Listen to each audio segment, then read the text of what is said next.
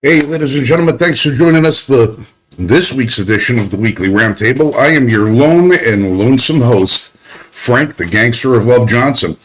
Listen, it's Wednesday night. It's 8:01 p.m. The rest of the crew is running a little bit late. You know, everybody's got jobs, everybody's got lives, and I guess that doesn't say a lot about me. But today happens to be my day off, and I'm here enjoying some hamburger burritos that I just pulled off of the grill. So if you don't mind, I'm going to be having my dinner while we're sitting here talking.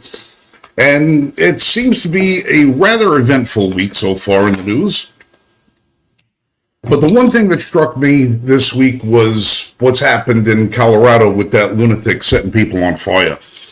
Now, I have long had the contention that when they talk about banning this gun, banning that gun, banning the other gun, that it doesn't matter what you ban, evil people are going to do evil things. They're always going to find a way to go ahead and do whatever it is that they want, and they're going to cause mayhem, mischief, and murder. And that's exactly what we saw in Colorado this week. We had a Israel support protest, or I don't know if you would call it a protest, but a gathering. People were in support of Israel, like you always see all these protests about the Palestinians. Well, this one was a Jewish support group for Israel. And these people were marching peacefully through a park in Colorado, asking to have the remaining hostages that have not already been tortured and murdered to be returned home. These are all the ones that have that suffered the indignity of the attacks of October 7th in Israel at the music festival last year. Well, there's still a number of Israelis that are being held hostage. There's still a number of bodies that have not been returned to the Israeli people yet. And these people were gathered in mass to have a little gathering. Now, it's worth noting that earlier in the week, the people of Colorado have passed through referendum an assault weapons ban, so to speak. And while they've had this little assault weapons ban, you think, oh my God, well, that's going to definitely solve crime. You know, we won't have any mass murders. We won't have any attempts or anything else like that. But we get a guy who shows up there with a bunch of gasoline and some spray equipment and starts setting people on fire. Now, Vass is joining us now, and we've had this debate in the past about, well, what happens when you ban guns and some lunatic just decides to blow up a school or a parade or something else with an explosive? You know, I've always said, what happens when somebody grabs a backpack sprayer and fills it with detergent and gasoline, makes homemade napalm, and sets a classroom of kids on fire? Then what? Then what are you going to do? Are you going to still point to the evil assault weapon and say that this was the root cause of the problem? No, it's not the root cause of the problem. It's a tool utilized by the people who have problems. In this case, we have what I would say an incompatible faith running amok amongst people who are just trying to peacefully assemble. And you get a situation where you've got people in their 70s and 80s, one of whom, the survivor of the Holocaust, being set ablaze by some lunatic shouting excerpts from the Quran and, you know, yelling "Free Palestine." Now, I don't know what the situation was as far as firearms being related, but I can tell you that the man was not stopped by a firearm because the good people of Colorado who listened to the quote-unquote laws about restricted areas, none of those people in that crowd were able to stop this person because not a single one of them had a concealed carry permit or a firearm or an open carry, ability, no firearm. So here you have somebody who's lighting people on fire due to his religious ideology, and nobody is there to be able to stop this person until law enforcement arrives. Now, I have said time and time again, the nomenclature we put on law enforcement as being first responder is wrong. They're the second responder. The first responder to any situation like this is the victim. You are the first responder. You are the person that has to respond to the act or atrocity that's being perpetrated upon you. You are the first responder. Now, you can be one of two kinds of first responders. You can be the first responder that chooses to be victimized and allows the assault to take place by not being able to defend yourself, or you could be the kind of first responder who takes proactive steps to train and prepare for such events so that when something like this happens, you can put a stop to it. So by the time the second responders show up, the guys in uniform with the badge and the gun and the mace and the handcuffs, well, all they have to do is draw the chalk outline and take a report. But in Colorado, they don't allow for such things. They don't allow you to be able to defend yourself, your family, your home, your business, or your community, because they would rather put their stock and faith into a lunatic with a bunch of gasoline in a spray container who's willing to set the world ablaze. So when you ask the question, who does my government care about? It sure shit ain't you. That was my opening monologue for this evening. Thank you for joining us here tonight. I am so glad to have your patronage and participation, as usual. How have you been, sir? I'm all right. I was talking, actually, I know you just jumped dead on into it. So I want, there's a lot to talk about this. Well, did I go wrong anywhere in my assessment of the situation? No, I think that was a fair assessment. 15 people have now been identified as being injured. The Soleimani is an Egyptian illegal alien.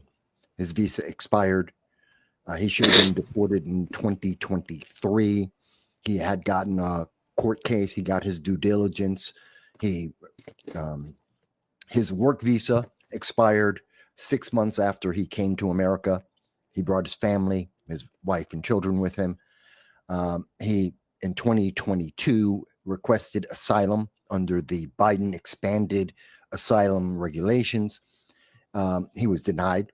He failed. He continued to stay in America. He was supposed to be deported in 2023. The government knew who he was, where he was.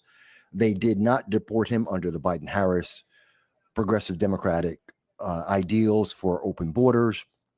And therefore, he had the opportunity to spend a year. We now know last year in November, he was trying to get a firearm. He was declined. So as much as we get told backgrounds don't work, background checks are inadequate, the reality is background checks absolutely work when you actually apply them, because he went to get a firearm. He was denied the firearm because they did do a background check on him, which again goes back to this is why he got deported. He couldn't pass a background check, partially because he's an illegal alien, partially because he's a foreign national, partially because looking at his background, that's why he got denied asylum. He was not someone who should have been in America. He should have been removed. He was not. That allowed for a year of planning, attempts to get firearms, to expand his ability to harm innocent individuals, Americans. He then enacted his insane, psychotic, vile, and evil plan. He harmed 15 people. Thank God no one's died yet. He has injured 15 people. He's being deported. His family, the latest news, I don't know if you heard about this, the latest news, his family was going to be deported as well. They only had authorization to be in America because he had authorization to be in America. Now that he's finally been captured, and of course he's going to be deported after his crime is evaluated, they were going to be deported, as they should be, back to their home country. And the latest news is a judge acting on the Biden-Harris policies said, no, we will keep them in America. I have no idea what the finding is. Don't know what the reasoning is. They have no authorization, no justification, no reason to be in America, but now they're going to keep them in America. They literally, the deportation was stopped so that they could stay in America, even though they have no right, no legal right, no reason to be in America. Yes, there should, one person with a firearm, one concealed carry, could have stopped this entire thing. given that it shouldn't have happened in the first place. But if Colorado allowed Americans to exercise their Second Amendment rights as they are written and understood for literally centuries now, so one person could have saved everyone, or very nearly everyone. This could have ended quickly. In fact, he probably wouldn't have tried to do this for the fear of retaliation. It's kind of like with the Buffalo shooter. Why did he go to the locations that he went to? Because he was counting on the fact that in New York State, no one would be able to retaliate. They wouldn't, because of the gun laws, the restrictions on lawful exercise of the Second Amendment, no one would be able to defend themselves. And so he took advantage of that. And that was his motivation. That's why he did it in New York State, in the area that he did, because he knew the American citizens would be defenseless, because the Democrats have taken away people's rights. They've handcuffed Americans in defending themselves as the Second Amendment allows them to do. And that's the same thing we see in Colorado. This was preventable. This was stoppable. This is horrific. And I think it's just, and the fact that we have so many on the left who are trying to find ways. The news media has downplayed this. They keep saying, well, it's a hate crime. No, it's not. It's terrorism. There's no other word for this. They're like, well, we're taking it serious. We're going to charge him with a hate crime. It's terrorism. The charge is terrorism, not hate. I'm even surprised that anybody is taking it's a hate crime tax on this, because the way I'm looking at it is, I'm surprised the media didn't say he was responding to a hate crime. He was triggered by a hate crime because all these people were over there supporting Israel. And if you support Israel, naturally you hate the Palestinians, you hate Islam, you hate the Muslim people. So this guy was only defending his faith. Well, wait a minute. Yes, probably at Harvard, Columbia, Cornell. I'm sure those protesters, the Democratic Socialists of America, I'm sure they believe that. Ilhan Omar, AOC, Bernie Sanders. I'm sure those people with that mentality, Antifa, that they do believe that he was, they justify everything Hamas has done. The pro-Hamas movement are more than happy to justify any act of terror. But they had to call it something, because the average American isn't pro-Hamas. We don't support terrorism. Colleges might. The American people don't. And no matter what your critique of Israel and the war that they are engaged in, whatever your critique, and I'm not saying that Israel is perfect. You can have many critiques on some of the things they have done. Some are justified, some are not. That's fine. However you want to feel about that. But that doesn't justify additional acts of terror, especially on American soil. That's not justified. There is no justification. So they had to come up with something. They had to try and minimize this, because we should be talking about domestic terror. The danger that open borders have created by allowing individuals to remain in our country that have no legal right to do so. And because the Biden-Harris administration were more concerned about winning an election, they were more concerned about trying to build up a path to citizenship so they would have a second class of citizens to eternally vote Democrat so that they can maintain power. They were so obsessed with that, they didn't care that we have seen repeatedly that some of these individuals are targeting American citizens and killing them and attempting to kill them, that they are bringing harm to America. And, my good friend Larry Sharp, who's a libertarian, brought up a great thing that you never really hear about. Look, you can say that out of the 8 million illegal aliens that entered into America, people who had expired visas, people who should not be in America, point blank, they are criminals. And they're not all bad people. Fine. I'm not saying they all are. I'm not saying they're hardened criminals, every single one of them, not all part of MS-13 or a Venezuelan gang. But if only 1% are hardcore criminals, violent individuals. That's 800,000. That's 800,000 hardened, violent criminals in America preying on American citizens. That is an outsized threat. That is bigger than most mid-sized cities, almost larger than most large cities in America. That is an absolute danger to everyone that doesn't have any reason. It's not necessary. This is a threat that we never needed to have, and we have it now. And so to protect Biden, to protect Democrats as they're trying to ramp up for the 2026 midterm elections, what are we seeing?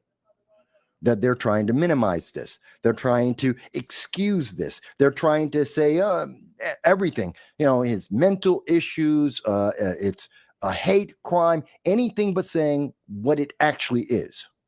This is terrorism, and it was preventable.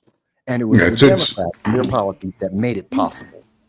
Well, at some point, I'm waiting to hear somebody say that it was an unlicensed barbecue or something like that. I mean, they will try to push it down. Now they'll try to push it down as to if they, by Monday, it never happened. Well, you'll never hear another word about this. Yeah, they're going to move what they normally do in these situations when it's not part of the messaging that they like to use. We have an individual who is anything but the target of the left. Whenever it's a leftist, someone who's a Democrat, someone who is trans, like the Tennessee Trans Shooter, anything that a Bernie supporter, whenever it's something like that, then they just kill the story. They find something else to talk about, which will always be Orange Man bad, and they will focus on that news story instead, which is what are we seeing right now? The news media is trying to talk about Elon Musk got kicked out of the White House. Elon Musk is at war with Donald Trump. Elon Musk was removed because his time in office, which was limited, it was 130 days, it ended, it expired. And he left as we always knew he would. That's the end of his contract. And he's an American citizen and he can critique just like any member of the cabinet. Everyone has their own personal opinions and they can critique what they think is a good bill or a bad bill. It's not the first time they've had disagreements, and they're focusing on that and trying to make that an issue and say, MAGA's falling apart. The Trump administration's falling apart. They're trying to tackle that rather than address the serious and preeminent issue that's actually on people's minds. And that's sad, but that's their agenda-driven objective. That's why the story is, they're trying to bury the story. So the reason why, did you know the Tennessee Trans Shooter, the manifesto got released, 112 pages? Did you know that? Yeah, I knew that. Okay. Most people don't. You know why? Right. It was covered by 2 regional newspapers in Tennessee and not any of the national news. News. Well, you know about it and I know about it because we both followed the story. We both have a vested interest in showing that story and how it is, how the media has used that story to shape its own narrative and how it's used it to try and diminish the others. We know that. An example of another story that sort of fell out of the radar, we had 2 Jewish kids, a young couple, was it 10 days ago, murdered in the streets of Washington, D.C. because they were Jewish? The embassy personnel for the Israeli embassy. Yeah. Yes, the assailant's father was a guest of the Democrats at both the Democratic Convention and at the State of the Union. Yeah. Nobody cares. There's no links. There's no nothing. The guy goes in, they arrest the guy, they're walking him into the police station. He's yelling, "Free Palestine, free Palestine," but it has nothing to do. No, it was a random act of violence. It had absolutely nothing to do with terrorism. It had nothing to do with political or religious ideology. It had nothing to do with any of it. It's always random when it's someone on the left following through with policies of the left, with the natural progression of the dominoes that the left have set up. They create the environment so that when the violence happens, they say, well, we didn't say to do that. No, you just created the environment for the violence to take place. They created the environment for an Antifa. They created the environment for Seattle to be rioting for 120 days in a row. They created the environment that allows autonomous zones to exist to this day across America, where they try to, and each and every autonomous zone is insurrectionist, does violate every local, state, and federal policy, and they do routinely attack civilians from these autonomous zones. That was created and supported by the Democrats. And the Democrats constantly are saying, oh, no, you just don't understand. We do understand. You know, Jerry Nadler, Representative Jerry Nadler, his staff apparently are hiding illegal aliens because ICE is trying to deport individuals like this shooter from Colorado, and they're hiding them. They're hiding them in the congressman's office with locked doors, apparently. This is the alleged case, and trying to escort them out, just like Judge Dugan did.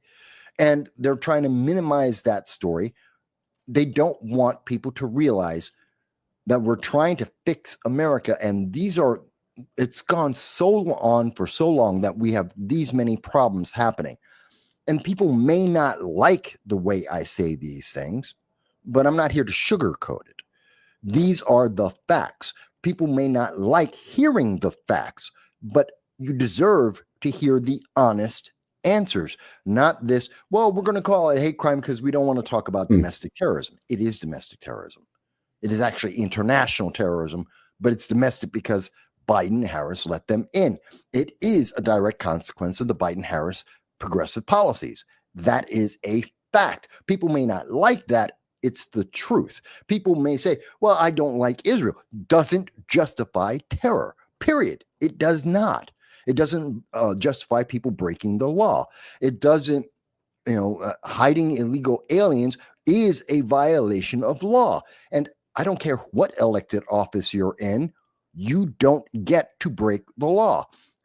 Point blank. It doesn't matter if you're anyone in elected office. You break the law, you should be held accountable. Period. Full stop. But somehow Democrats go, they're different, and it's okay when they do it, but no one else can.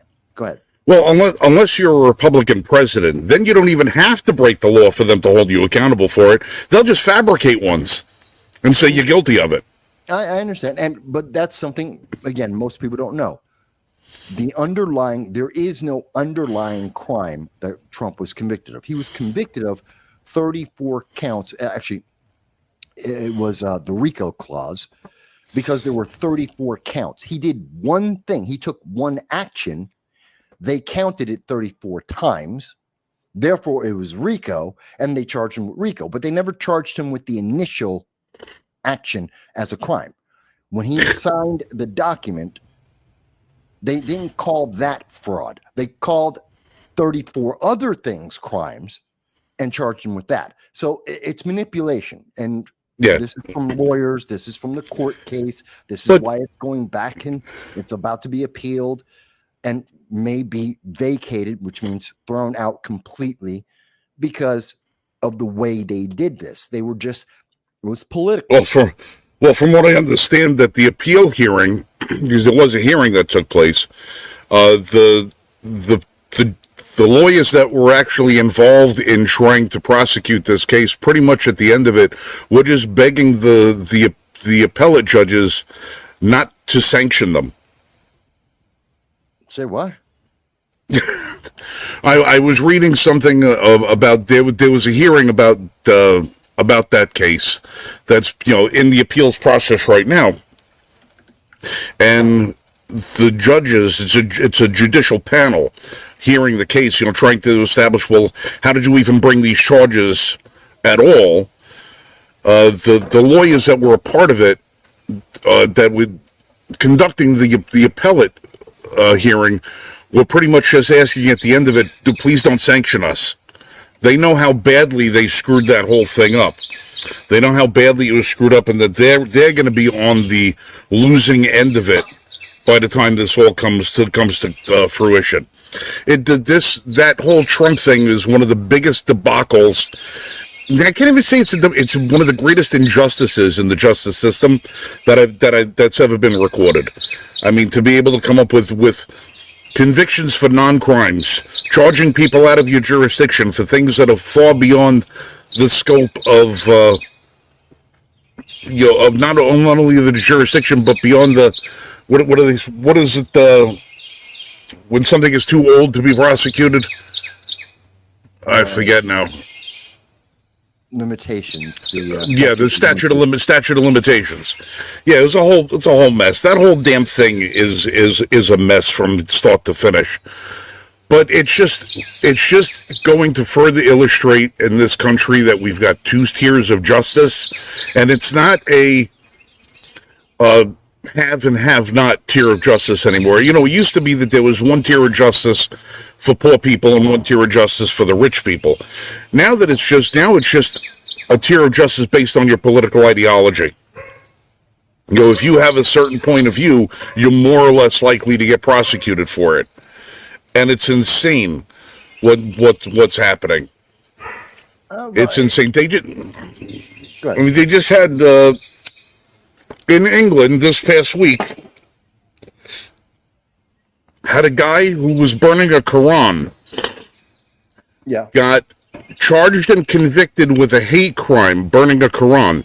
But the guy who attacked him with the 12-inch butcher knife and tried to kill him wasn't charged with anything. Yeah, but what you're seeing there in England, and this isn't the first time, England has shown multiple cases where we're seeing that England has moved. They're the future of what we're going to see in America. This is the ultimate fruition of this indoctrination. This is the outcome and consequence of this constant shift to the left. And that's what England is going through right now, that their own people doing innocent things, you know, whether it's like standing 100 feet away from a abortion clinic, silently praying to yourself, 100 feet away, not surrounded by anyone, by yourself, is a crime in England, and you will be arrested and you will go to jail for that. That's just the natural progression. It's about control. The left is never satisfied until you have all the power and you have none, until you are forced to obey and comply with everything. And we just look at England. That's our future. If we keep going down this path, if we keep going along with these progressive ideologies, intersectionality and all the rest, if we keep moving down that path, look at England now, that's America's future. And that's not pretty. Well, what I've noticed is there has been what I think was called in the past the Great Awakening. You know, you're starting to get a lot more people are starting to more readily identify themselves with traditional thinking. They're beginning to embrace more of not only a conservative mindset, but a conservative belief system, both, when you look at from an economic standpoint, religious standpoint, freedom of expression standpoint, Second Amendment standpoint, people are becoming more and more conservative now as they are starting to see that conservative politics are starting to make a better impact on their lives. And one thing that you can point to right now is Rasmussen. For the first time in Rasmussen's polling, a plurality of American citizens, for the first time, have said America is starting to head in the right direction. Where for years, since they began polling, it was always 55% of Americans believe we're headed in the wrong direction. This time, it's 53% think we're headed in the right direction. Now, as a matter of looking at the numbers, and you're starting to see, a number of court cases that are being adjudicated in the conservative fashion. You're starting to see a lot of policies that are adopted properly in the conservative fashion. They are losing market share in the arena of ideas. People are becoming fatigued with a lot of the left wing ideology that of all their sacred cows, they're getting fed up with the trans movement being shoved down everybody's throat. They're getting fed up with all of the, well, if you're anything but a certain color, you're a racist. They're getting fed up with, everybody has a right to be here. They're getting fed up. And a lot more people are starting to get fed up. So the people on the left, as they lose market share, what you're going to see is the instances where they still have a control in certain arenas, like in the media and like in education. You're going to see an increase in the vitriol and hatred because we've backed them into a corner. They're starting to lose.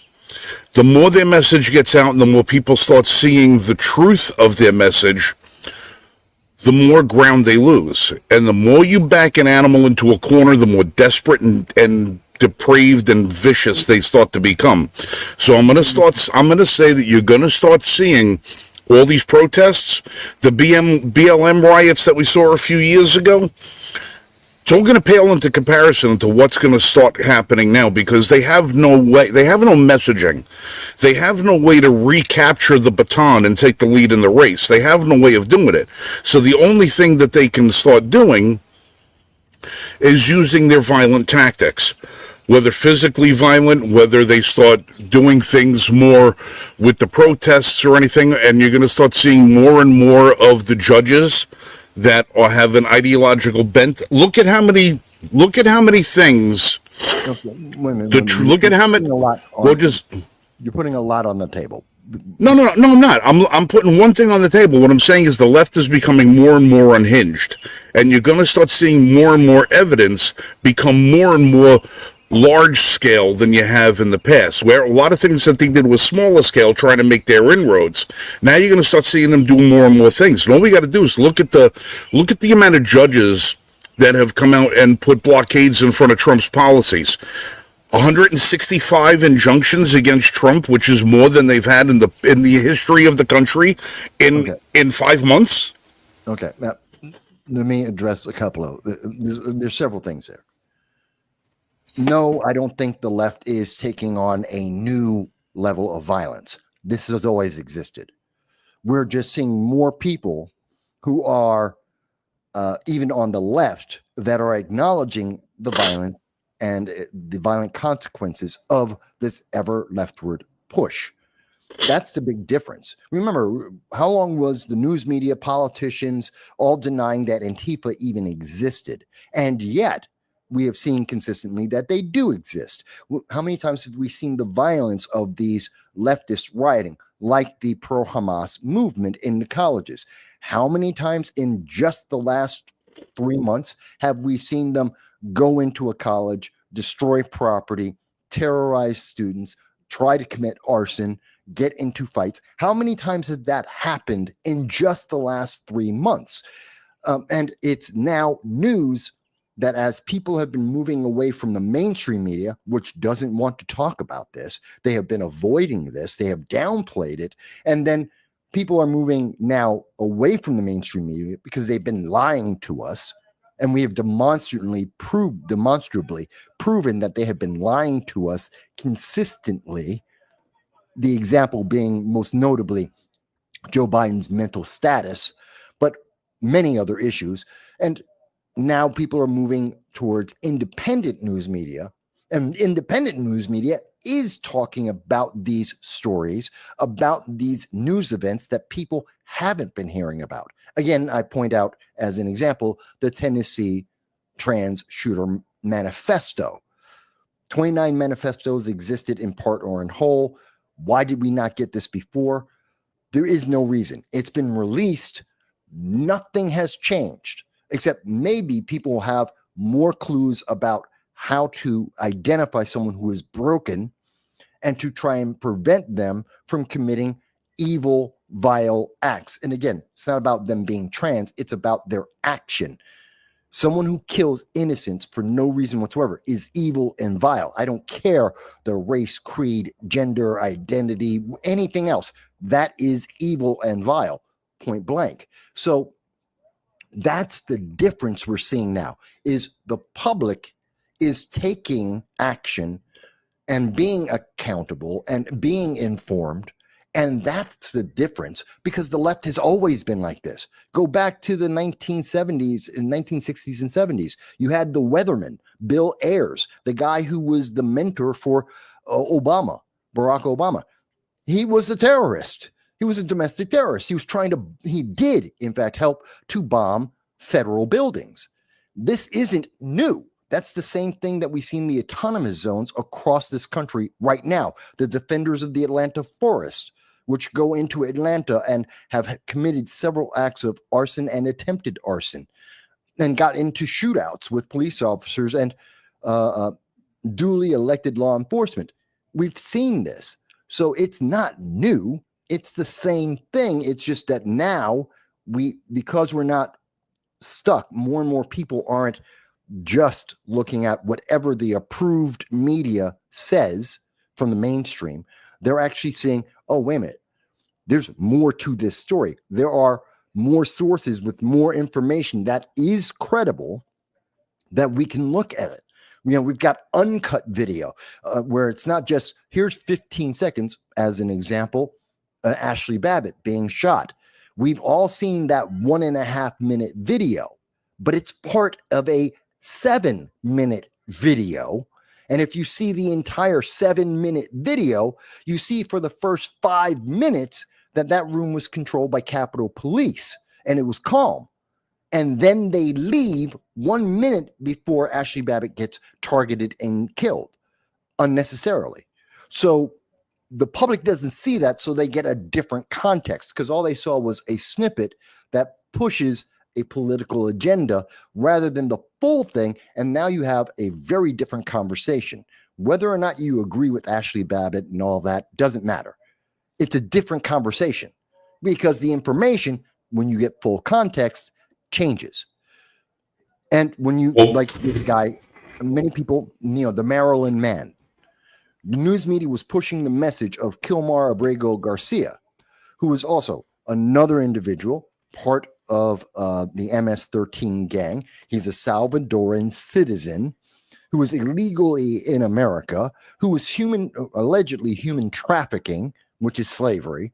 And this guy, when he got caught and under the law, was deported, as he should be, by the law that exists. No one created new laws or actions to do that. Well, then you saw the news media come out with the approved message. Well, he's a Maryland man. He was never a Maryland man. He was always an illegal. He was always a Salvadoran citizen. He was always a violent gang member. He was allegedly always involved in crime, in particular human trafficking. He was never just a guy, a dad. He was accused of allegedly abusing his wife. So this was never the guy that the approved messaging was trying to put out there. And now we know we can't trust the mainstream news media, because they are pushing out approved messages and they're suppressing people like us from telling the truth. Well, by going a little bit deeper and saying, oh, wait a minute, there's more to this story, and it changes everything. You know what I mean? Right. But this goes back to what I was saying. The more they lose their share in the marketplace, the more we're going to see things like this happen. The more violence we're going to see. But I disagree with that, because the violence is naturally happening anyway. It's not that there's going to be more of it. It's the same amount. We just are talking about. We're talking about more. But I'm telling you, you are going to see a tick up in these kinds of events, because they don't have any other tools at their disposal. They don't have a message. They don't have anything that's resonating with the people. They're losing ground. More and more people are starting to become aware, because of shows like this one, because of media outlets that they now have the ability to get in contact with. They're starting to see all the lies that have been being perpetrated on them by the politicians, by the media, and everything else. So more and more people are starting to open their eyes. They're losing their ability to try and convey their message through the traditional means.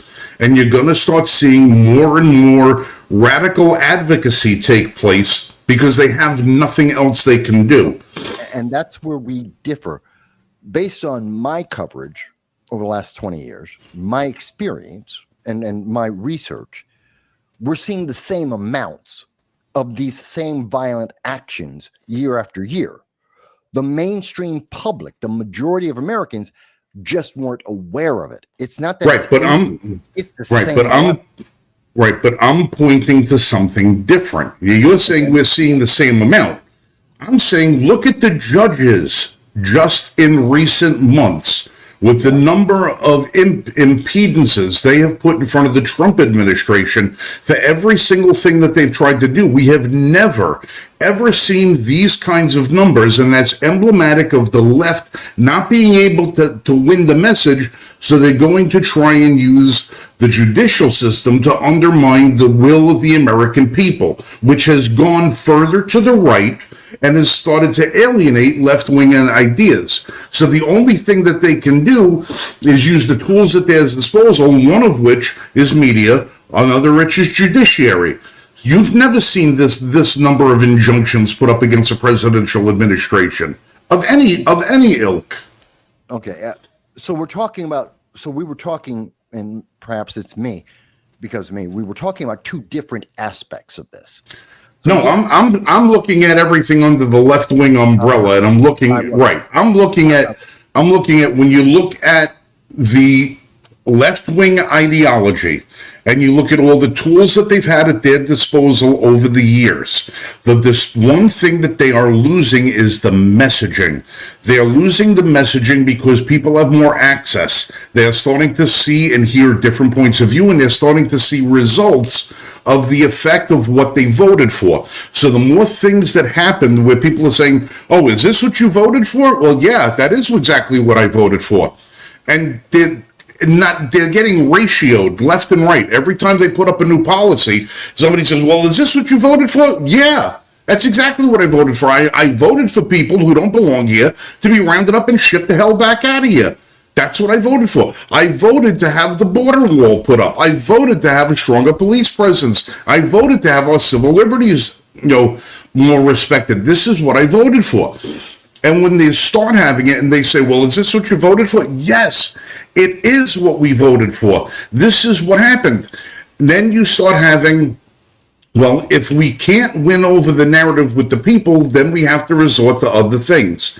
So I'm saying again, you're going to see an uptick in the utilization of common tools and practices that you haven't seen before. You're going to see more judicial activism. You're going to see a lot more rhetoric in the street. You're going to see a lot more violence. You're going to see a lot more people taking to the extremes that the left has done that we know that they're capable of, but now you're going to see more of it. Not only because it's being covered more, but because they have no alternatives. They're not going to sit down and be quiet. They're going to become more dangerous. And again, I would say, even in that context, it's not more. It's the same. Now, if we're talking about in terms of legislation, in terms of the judicial branch, are we seeing new actions there? Yes, but that's because nothing's happening in Congress. When they had the power of the Congress, we saw it there instead of in the judiciary, and the way they pass laws and the way that they carved out exceptions. But now we're seeing they don't have the legislative branch. They don't have Congress. So instead, they've moved over to the judicial to do the same thing they were doing under the Congress. And they've had people in place to be able to switch like that. So I don't see that as an increase. I just see it as a different tactic of the same level and the same process. We've always seen that's what equity is. It has always been a multi-tier effect where only certain people are affected by things, depending on whether you're in favor with the left or not. So that hasn't changed. It's just taking a different place. The reason they're upset with and why Trump has been dealing with so much, and to be fair, Trump hasn't been perfect. He has screwed up some issues, absolutely. Like every president, some things don't work, some things do. If you're actually trying to fix a problem, not every solution is the answer or the perfect answer. So there is critique that can be put at the feet of Donald Trump. But what they're looking at isn't critique. They're looking for blame because they need to demonize Donald Trump because he has been effective. And there has been a lot that he has achieved. I mean, this man is getting real close to being able to qualify for a Nobel Peace Prize, if not multiple. And I think that's very important.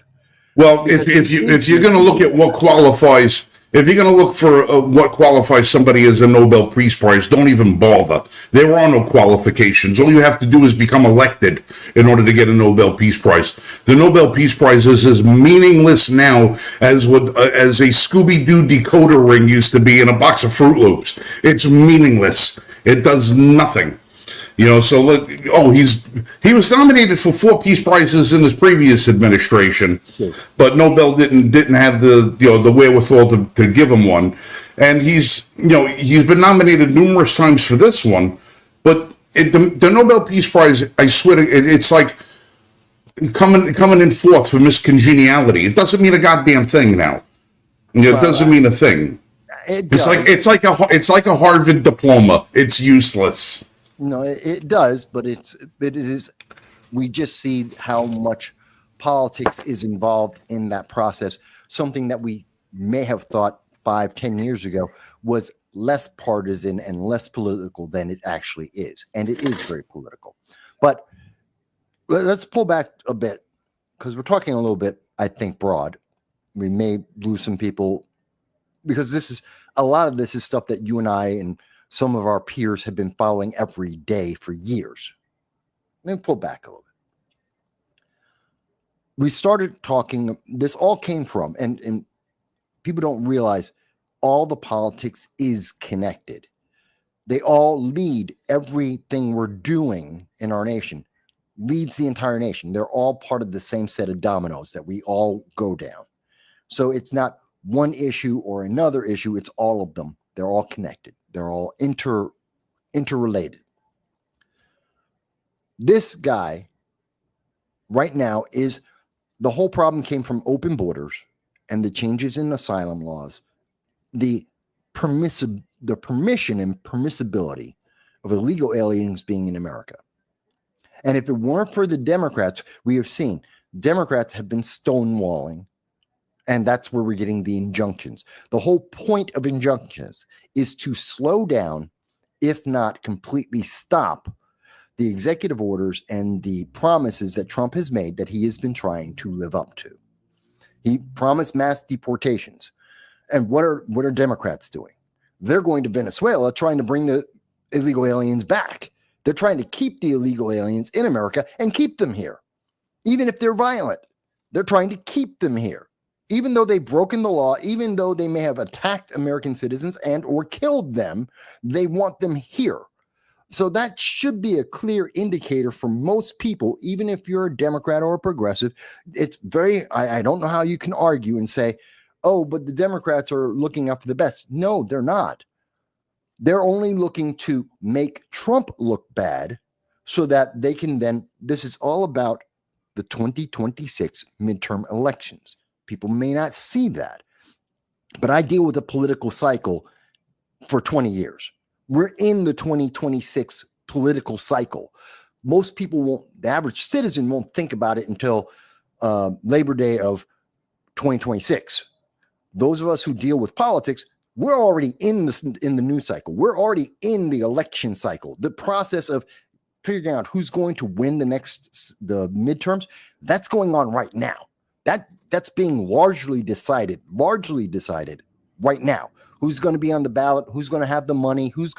What issues are people going to be talking about? That's being decided as we speak. Most people don't realize that. And so what we're seeing happening with the Trump administration is an effort to try and bolster Democrats because they don't have the message. That's why they're spending $20 million to figure out how to speak to men, in particular, to targeting white men. Well, that should tell you something. That means they don't care about white men. Otherwise, they would have never stopped talking to them.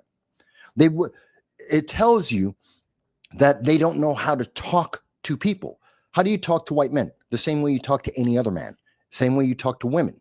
You talk to them. You treat them like a human being. You treat them as intelligent. You have a conversation, which people may or may not agree with. You give them the best argument you have, and people will either see the value in that or they won't. You can debate with them, and you may or may not win them over. But if you treat people like adults, like they're intelligent, like they have agency and can make choices, rather than saying, well, you're in this box. This is your checkbox. Why are you not in your box? Which is what they say to black men. This is what they say to gay people. This is what they say to women. This is your box. How dare you not be and vote in your box? Well, I'm a human being. I have a right to choose. How dare you tell me I don't have that freedom? And that's when they're doing that, which is what the left is doing. That's why they can't communicate. That's why they have no winning arguments. They have no offers. I dare anyone in our audience, and you can clip this, put this out across the internet. Democrats, what are you offering America? What's your solution to anything? What's your solution? Because they don't have one. No one, I've talked to many people on the left, on the right, third party, all kinds of groups. There is no solution. The left has nothing they're offering. You may not like what Donald Trump is offering, which is exactly what he offered in the election. So he's living up to his promises, whether you like that or not, totally separate issue. He's doing what he said he would do. And he's hopefully on the path to get the results that he said he would get. So far, we've seen some of those results, not all of them. But the left isn't offering anything other than, oh, well, whatever Orange Man does is bad. And if you're MAGA, you're evil. That's not a solution. That's not an answer. That doesn't fix anything. If it were up to the left, this Egyptian would still be in America and he'd be running around free. They don't have any problem with that because he attacked Israelis. That's insane. They're Americans. That's insane. And we're seeing this in a lot of things. As a somewhat of an aside, but yet still on the same subject. It's like just before I came on live with you, I was just watching the New York City Mayoral Debate for just a little bit. And there was a question that was asked of all the candidates. There's 9 of them or something like that. Most of them are nobody anyone cares about or thinks about. Really, there's only 2 people that could possibly win the Democratic nomination. One of 2 people. It's going to be either Cuomo, Andrew Cuomo, a disgraced former governor, or it's going to be a socialist, self-described socialist, democratic socialist. That's Zoran Mamdani. And neither of them are good. They're absolutely horrible. But the question that was just asked, and I have, by the way, I recorded this. Andrew Cuomo was asked, what do you personally, and all the candidates were asked this, what do you personally regret? A decision that they have made recently that they personally regret. You know, did you not pass a bill that you should have? Did you not speak on an issue that perhaps you should have? Was there something you were trying to do that you didn't communicate well? Whatever it is, it's whatever you personally regret recently. Andrew Cuomo, who is responsible for 16,000 people dying, that's a fact, who we know, and there is audio tape of his staff confirming that he covered up the death of 16,000 people by his order. That's a fact. Andrew Cuomo, who was accused of 7 acts of sexual harassment and or assault, and under investigation by Democratic Attorney General Letitia James, found 11 cases of sexual assault and or harassment. He resigned in disgrace with $25 million. He got to walk away with 25 and got charged for nothing. He just got to walk away. The answer was take the money, walk away, and we'll forget it. We'll forget that any of this happened. So you would think with that history, plus the fact that his policies led to the number of small businesses in New York State going down, the population of New York State going down, which reduced the number of members of Congress that we have. Our political power was reduced under his watch. 300,000 people leaving per year for about a decade. The number of taxes and fees increasing. The poor people in New York State increasing under Andrew Cuomo. You would think that if he had any humility, if he had any message, he would say, pick something and say, okay, I'm really sorry that small businesses went down, that my business policies weren't as effective as I thought they would be. He could say something like that. No, he had nothing. His answer was, he's personally upset that the Democrats elected Donald Trump. Orange man bad. The answer is orange man's bad. That was his answer. Orange man bad. I have the video clip. I can play it. It's like 2 minutes long. Then he was challenged by the other Democrats, like, are you insane? They didn't even want to deal with what he actually did. They blamed him, they blamed other things. They did mention the small business. And they're like, how can you not be upset?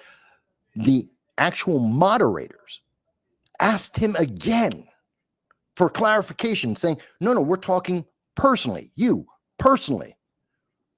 Are you upset or do you regret personally anything that you've done? His answer was, no, I regret that the Democratic Party, some of the people voted for Donald Trump, that they let Donald Trump win. He has no regret. This is a sociopath. He has no understanding of his own accountability. And he doesn't value people. He values power. This is a microcosm of what we're seeing across this country. His reaction is the same as what we see with Gavin Newsom in California. And look at how they're doing.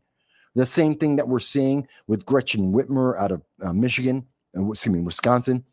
Same thing as Illinois with J.B. Pritzker. We're seeing them destroy. We're seeing this in Boston with Mayor Wu. We're seeing this across this nation, that they are destroying everything for power.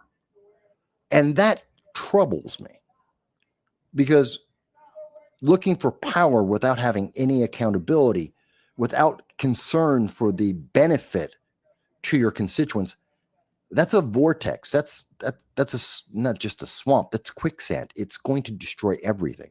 I'm really terrified of this stuff. And the Democrats don't care.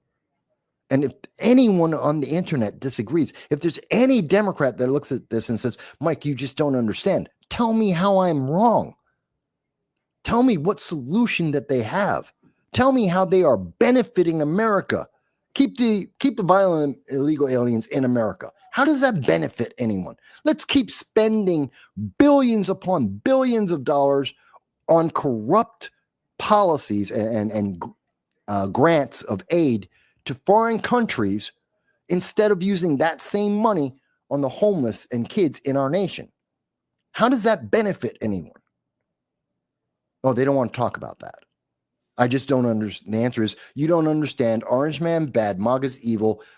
You just don't get it. And then they walk away. That's not how we fix anything. That doesn't help anyone. Did you literally? And again, I have that clip. I actually copied the clip of what Cuomo said. And he's, as much as I've covered Curtis Sliwa, as much as I've done like 4 interviews with him now, he's out doing things like trying to make people aware of the danger of lithium-ion battery plants that could blow up in residential areas and spray hydrochloric acid everywhere, as it has in 40 locations across this country already. The news media is like, no, they're okay with that. They don't want to talk about this. They don't want people to think about this. It's sad. It's really sad. And I know you haven't heard that, Frank, because you were live, but that happened just literally like 2 minutes before we got live. You're on mute, but you're mute, Frank. You mean the Cuomo response to the question? Yeah. Does it surprise me that an egotistical sociopath has no self-awareness whatsoever? No, because he gets paid not to have self-awareness. That's what that $25 million on his way out the door was about. Look, I'm actually to the point. Now, Slee was out there talking about batteries. Yeah. Okay. All right. Yeah. One of the issues, he's out there talking about batteries. Is he talking about jobs? Yeah.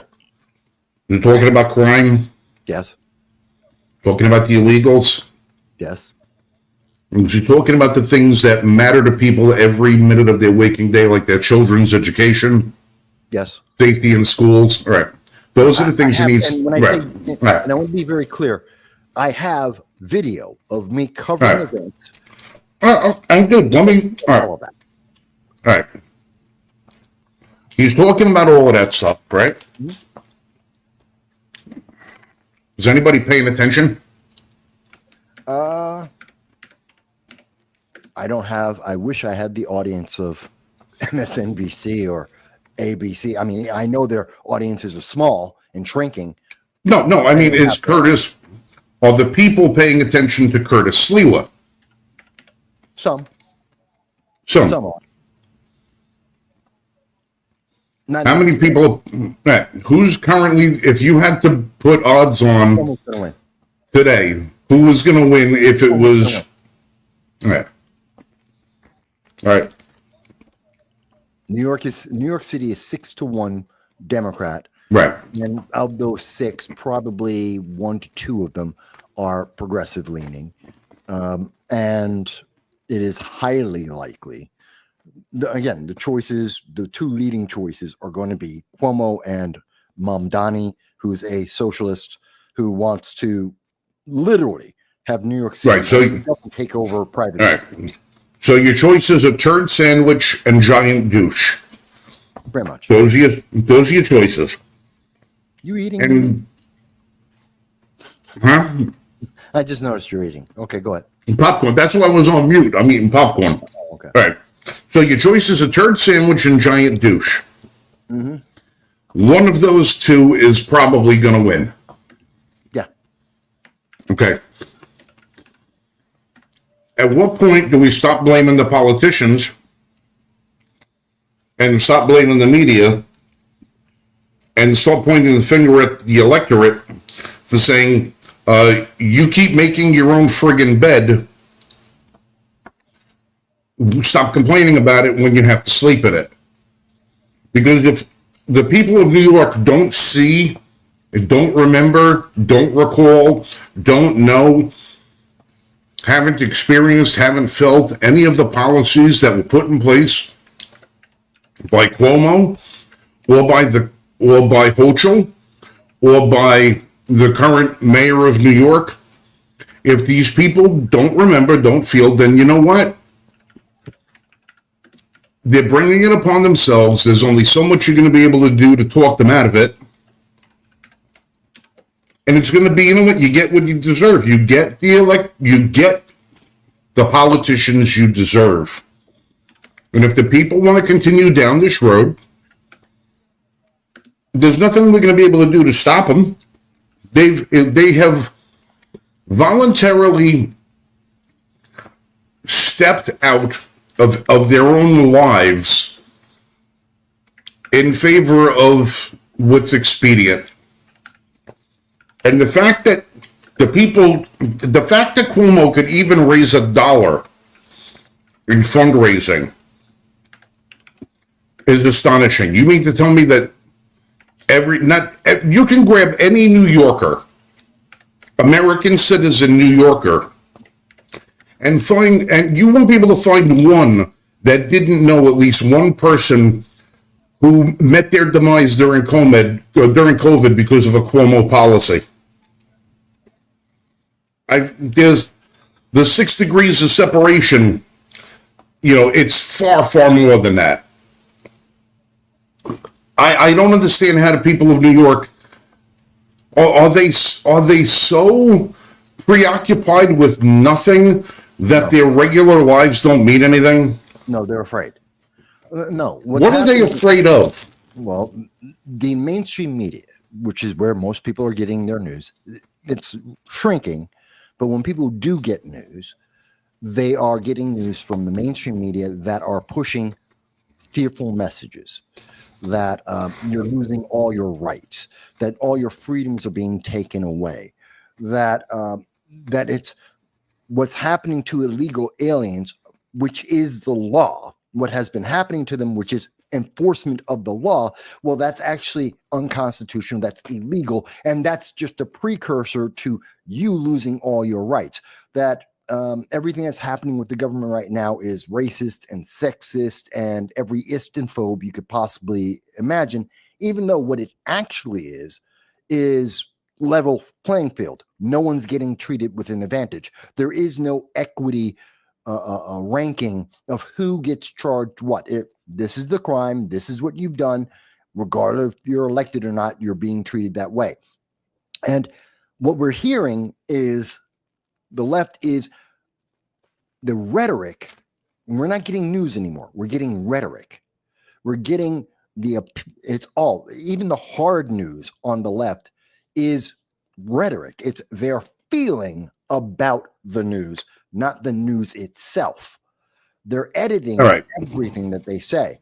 And and people think they're terrified that, if I don't do what I'm told, something bad will happen. All right, then here's the bottom line.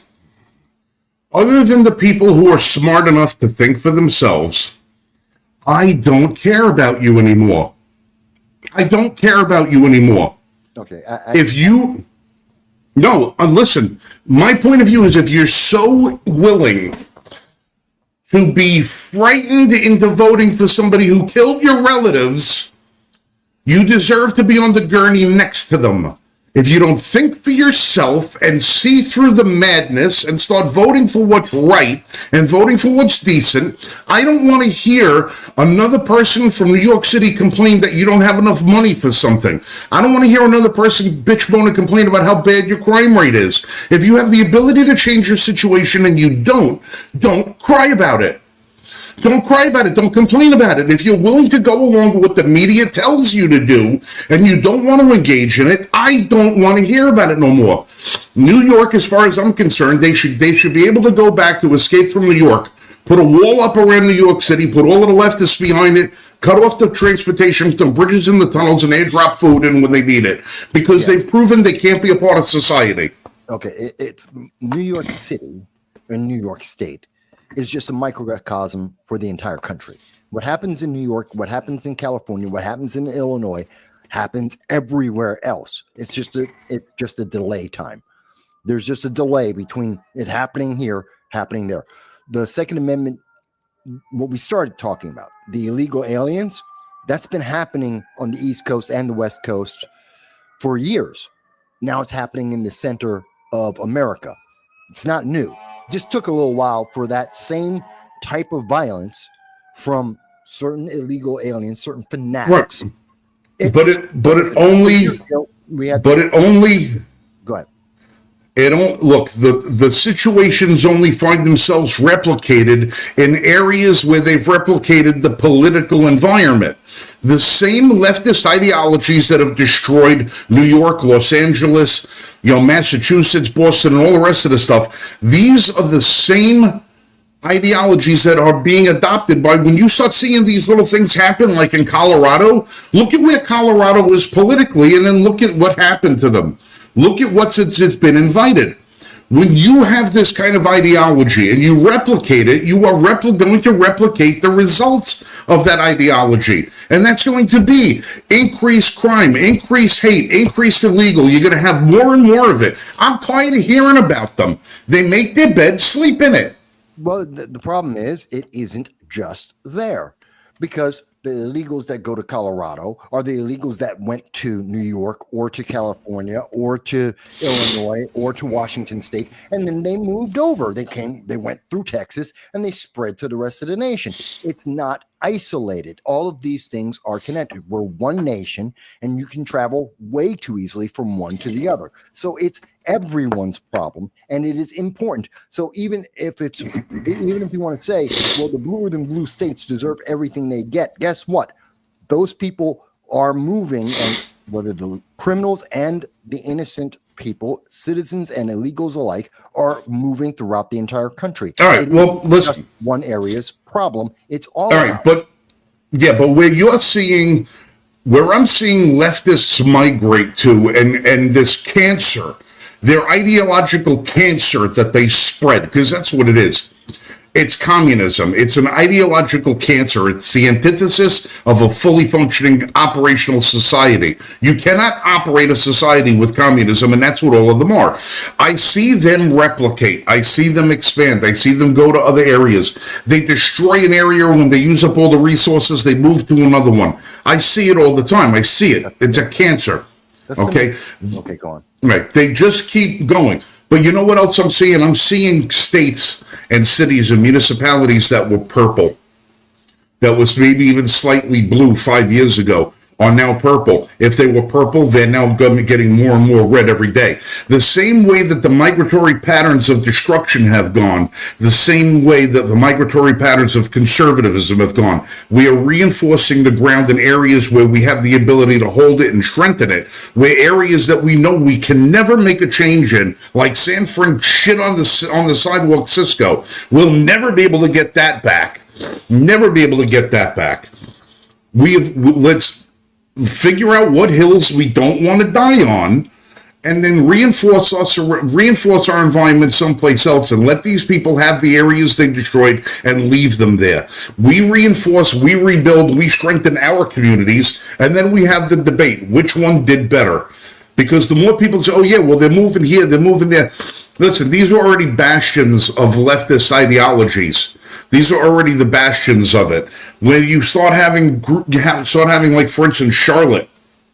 Charlotte was blue, maybe slightly purple 5 years ago.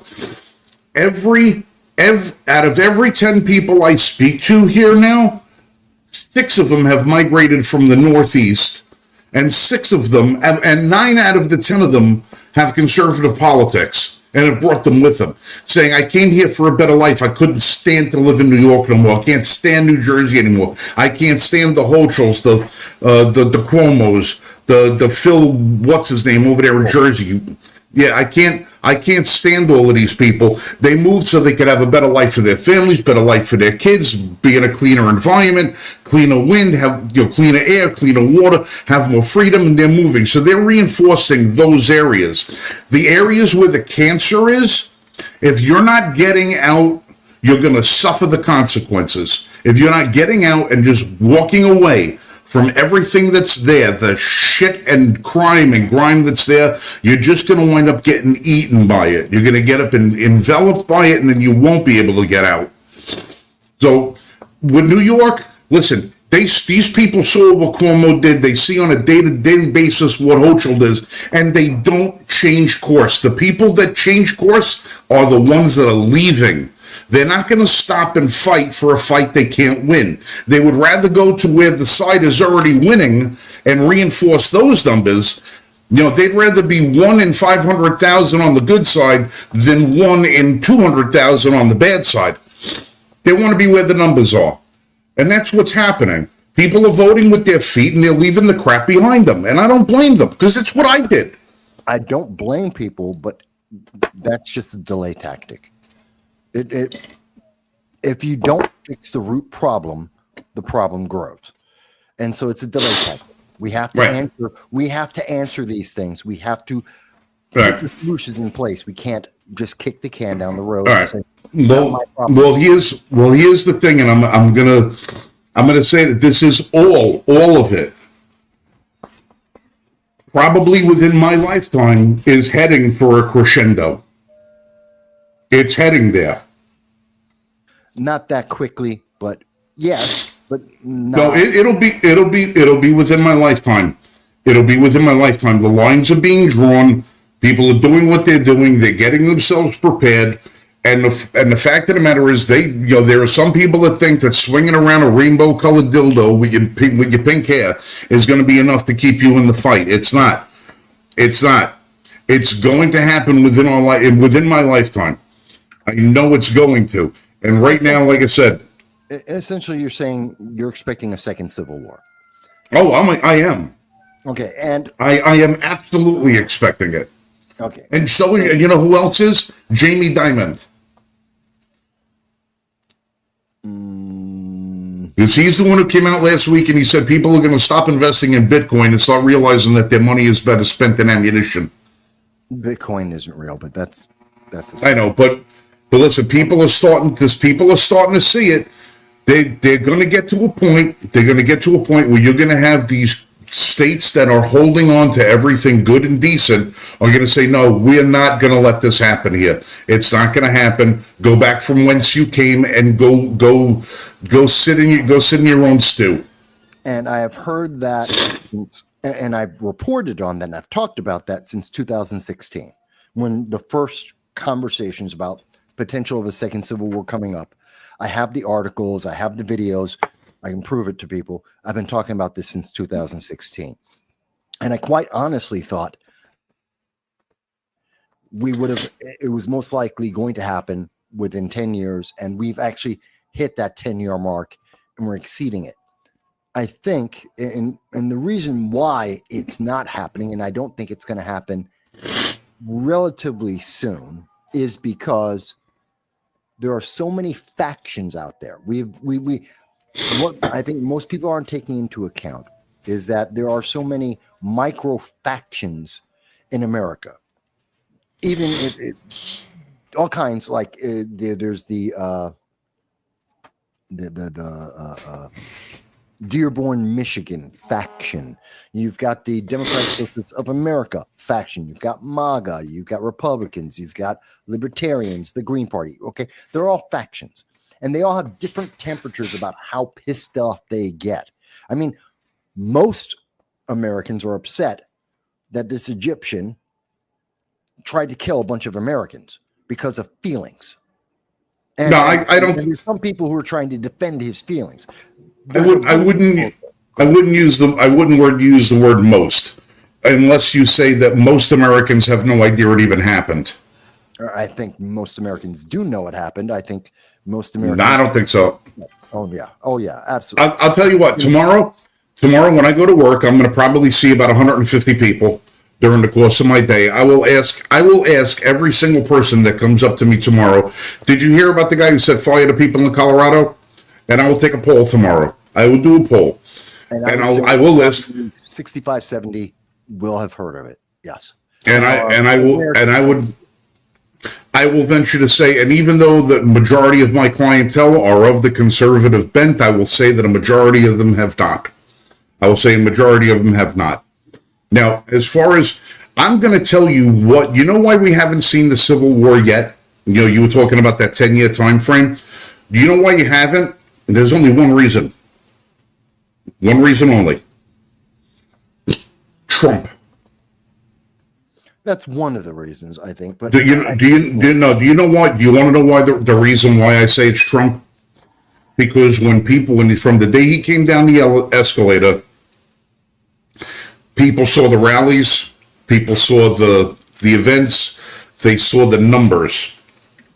They saw seas and seas and seas of red hats. And with that visualization of seeing 200,000 people on a tarmac on a hot summer day in August waiting for a plane to come back, they saw the fabric of the American people who have said, enough is enough. I'm tired and I don't want to deal with it anymore. I'm fed up with it. I want my friggin' country back. People saw that. And I think that actually sent a chill down the spines of all of your Alexandria Ocasio-Cortez's and your Bernie Sanders and all the rest of your Hollywood elites and everything else like that, where they started to say, you know what? Maybe now's not the time. Maybe we could just keep stoking the little fires. But I think maybe if we poke the bear too much, that bear's a little bit too big for us. I think that's what happened. I think people started to see the numbers of people that are prepared and said maybe now's not the time, and that was enough to see the overwhelming opposition to their position that they realized that they're tactically outnumbered. Now, as far as what user said about it would be hard to coordinate. Listen, there are a million ways of coordinating things that have nothing to do with technology and have nothing to do with being traced. Believe me, there's ways to coordinate just about anything you want to do. I mean, all you have to do is go back and look at the term guerrilla warfare. There's plenty of ways to coordinate things. There's plenty of ways to still people who still are trained and proficient in the tactics. People know how, and people can learn to use those tactics. But it's coming. It's coming. The only thing that's going to prevent it from coming is going to be whether or not the left decides to stand down and grow up and start realizing that the world is not a unicorn farm filled with marshmallows and glitter, and that not everything that you get is your way, and not every word is something you should be triggered by. Grow up, get a job, take care of your kids, pay your bills, and be responsible. And you know what? Maybe you can be happy too. Well, no, the left is miserable, and they like being miserable. They just want other people miserable like them. And that's something that I think is pretty demonstrable. The left is all of their issues, all of their arguments, all of their protests and such. They're miserable. They're always eternally miserable because there's always something that there are people who don't have the exact same feeling as them, aren't obeying what they have said. And so they're always miserable. They want everyone to be exactly like them, and they are miserable. And they want this, and they want that to be everyone's condition in life, which is sad. Independents, left, third party, people who are conservative and Republican, they may be happy from time to time, but the left is always miserable, always miserable. But before I go further, let's take a second to do two things, because we didn't do it at the beginning, or at least I'm not aware of it being done at the beginning. So, one, like, share, subscribe. We got to remind you folks, we didn't mention it for an hour and 20 minutes, but you should have been liking and sharing this. We want to get to at least, let's say 100 people tonight. Let's reach 100 people with the remaining time that we have. I know you can do it because we've gotten 300 people. I think that's the high we've had for watching one of the Wednesday Roundtable conversations, these panel discussions. We've gotten to 300. I know you guys, we can get to 100 tonight. Just like, share, subscribe, because that's the only way we can have these conversations across the country, anywhere, because they're trying to shut us down. They want the approved media. They don't want you to have this conversation. Whether you agree with me and Frank on anything or not, you should have the right to hear the conversation and to make your own decision. So like, share, subscribe, support our free speech, because this is actually what free speech is. It's not what Harvard's talking about. Harvard wants you to obey. They want your money, but we're doing free speech. By the way, we wouldn't mind your money as well, but we're doing free speech here. Second thing, you see that right below me, there's a bunch of little words there. User has been banned, made a bunch of comments here. You see that down there? That's a new feature that Frank decided it's a new feature in the system, so that you guys can see the comments that we normally see. A lot of other platforms do it. I don't know what people are thinking about it. Do you like it? Do you hate it? Give us some feedback on that, so we know whether we should keep doing this, keeping that little pop-up screen so you can see the comments, whether you want to do that or not going forward. Let us know so we have some feedback there.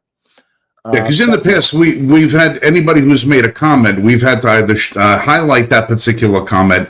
The other people only get to see the comments that are being made on the platform on which they're watching us from. So if you're on Facebook, you're not going to see the YouTube comments. If you're on YouTube, you're not going to see the Rumble comments. This is where we get to compile all the comments from every one of the platforms that we're on and put them on this so you guys can actually interact with your fellow viewers and see what they're thinking as we're saying. Because sometimes somebody will make 2, 3, 4 comments in a row, and we can only highlight the 1 or 2 of them. We can only highlight them in the number that we find. So if there's a comment that you see and you want to respond to, here's your opportunity to be able to do that. So it's almost like a Substack of entertainment. Yeah, it's standard on most platforms. It's just that StreamYard finally caught up to what everyone else had. All right, so let me ask you a question, Vass. Yeah. The little vignettes that I've been creating for the Ultimate Alpha Challenge, how many have I played so far? Just the one? On the show? One. Yeah. Just the one, right? All right, so I haven't shown you guys the latest one that we put together. So if I may, I'm going to indulge myself to do that right now.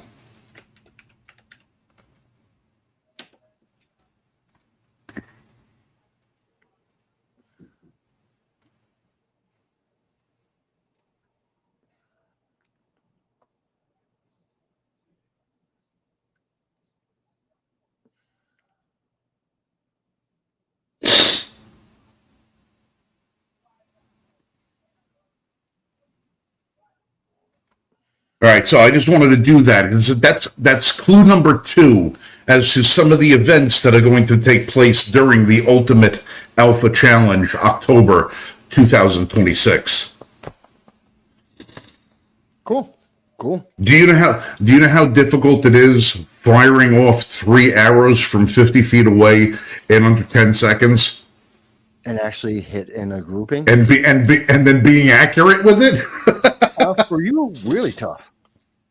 Well, considering that... I won't say that I'm better, per se, but, Well, all right.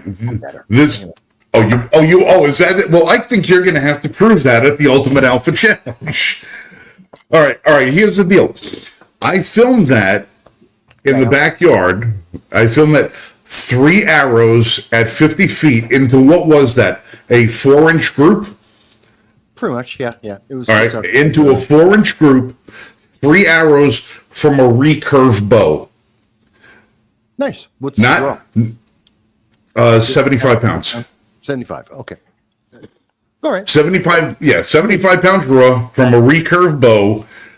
Okay, and mind you, by the way, I only picked up the bow for the first time about a month ago. Yeah, well, 75 is it's more than basic in terms of draw weight. Like 100 and up is you gotta have some arms. You gotta have some guns for that. But 50, like kids can draw that pretty much. Well, at least they used to. Can't speak about modern. Kids today they couldn't draw a bow with a pen and pencil. Yeah, that's one thing. But used to be able to. I mean, I remember I was in camp back in back when I was a kid. Yes, I know. So long ago, talking about like 70s, 80s, and I could do 50-pound bows. You used to ride your pet dinosaur to camp. Yeah, going uphill both ways. Of course, yeah. Well, the good news. All right, good news for the week as far as the Ultimate Alpha Challenge is. Now, this is actually pretty big. One of the things that we've had a huge problem with as far as technology is concerned was something that was really plaguing me mentally was how do we time the events to be as accurate as possible, because we are going to be dealing with some pretty substantial prize money that we need to get everything down to the millisecond to be able to know that people are getting time properly, because you have got 400 competitors over 8 legs of a competition split into 2 tracks with 50 obstacles combined over the 2 of them. It's actually 100 obstacles because there's 50 on both sides. One of the questions that we had was, how do we get it timed properly so that each leg of the competition, we know the start time, the end time, when they tag out to the next person, when they get to the next person, so on and so forth, and then have an overall time done. Well, we reached out to our friends over at Occupy. My friend Bill Sandoval, who owns a company called Occupy. I will put their website in the comment section. I want you guys to check this company out. They make some amazing products that, if you see what they do, you can find some way to fit it into your life, and I think you should. Well, Bill Sandoval and his team, turns out Bill's a runner. He competes in marathons and 5Ks and Ironman and all this other stuff.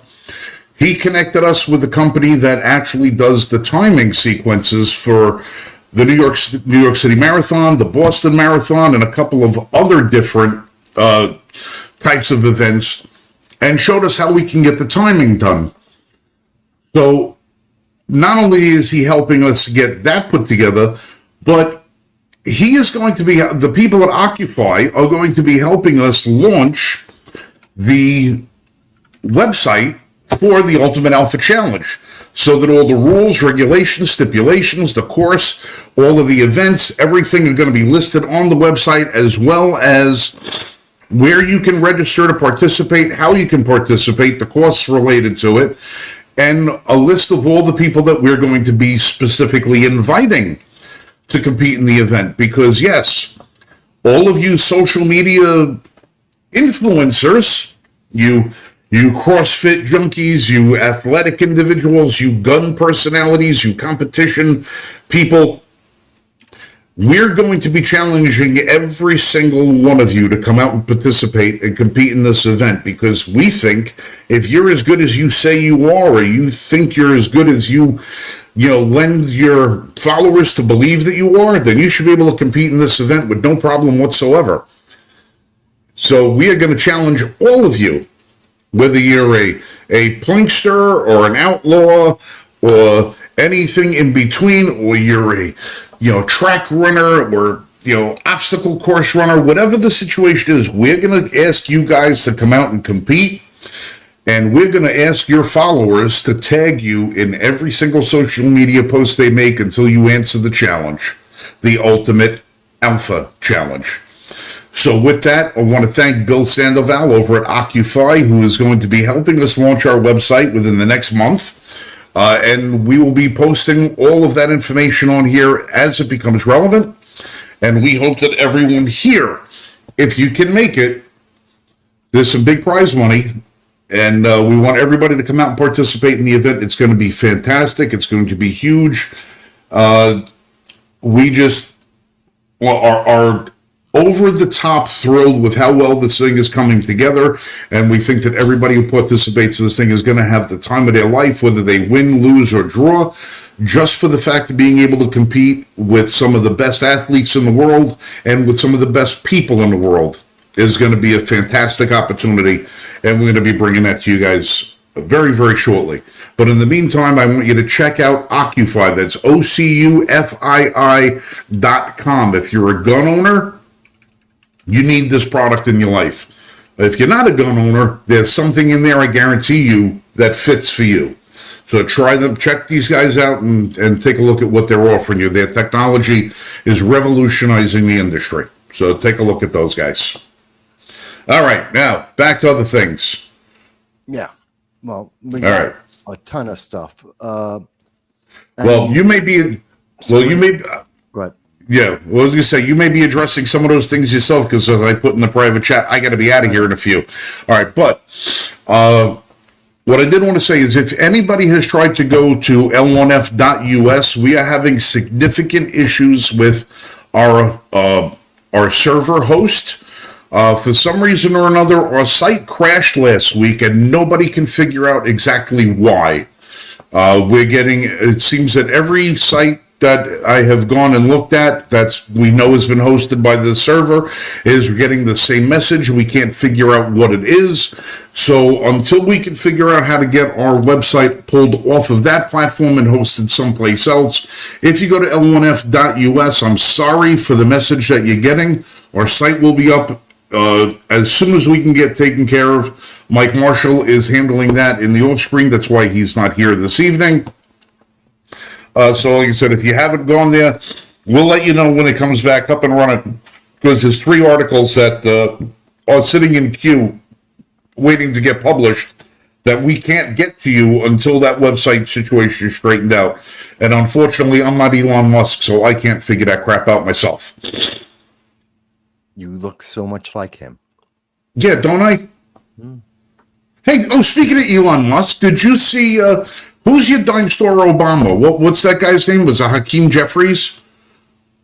What you're talking about? Who's in charge of the Democratic majority in the House? Yeah, did you see his Nazis? Did you see his Nazi salute this week? Oh, you're talking about Senator. Oh, it's Cory Booker. Oh, yeah, it's Cory Booker. Yeah, who did the exact same heart over the hand, wave to the crowd, heart over the hand, wave to the crowd. They burned Elon Musk's effigy all over this friggin' country, calling him a Nazi, and they started attacking people who own Tesla vehicles, burning down Tesla dealerships, doing all this, all that, calling him a friggin' Nazi, saying he's this, he's saying that. And here's Cory Booker out there 3 days ago, doing the exact same friggin' thing. AOC's done it. Elizabeth Warren. It's just a matter of, for the most part, it's a matter of, is your camera at a high enough rate, you get a freeze frame, and that's pretty much it. Because most of these people are moving left to right. They're waving at an audience. And if you're the cameraman, I've done it myself, where I don't take one picture. I take half a dozen every time I depress my my camera button. So it goes for like 2-3 seconds. And you've got it in, you're a halfway decent cameraman. You've got it in focus. You've got a pretty good camera. You'll catch someone when they're waving at the crowd, and you'll be at just the right angle, and you'll get that. And that's why that is just some of the fear mongering that I was talking about earlier from the left, saying, oh my God, see, this is, 1930s Germany. It's a salute. And it's like, no, I can do that to any and every politician. If I just have the right camera angle, I can get the freeze frame, and or the picture frame, I'll get it. I can do that to any of them. So that was never a realistic thing. It never was. What, you went silent? Did your camera freeze? No, acting a fool for me. Oh yeah, your camera freeze. So I'm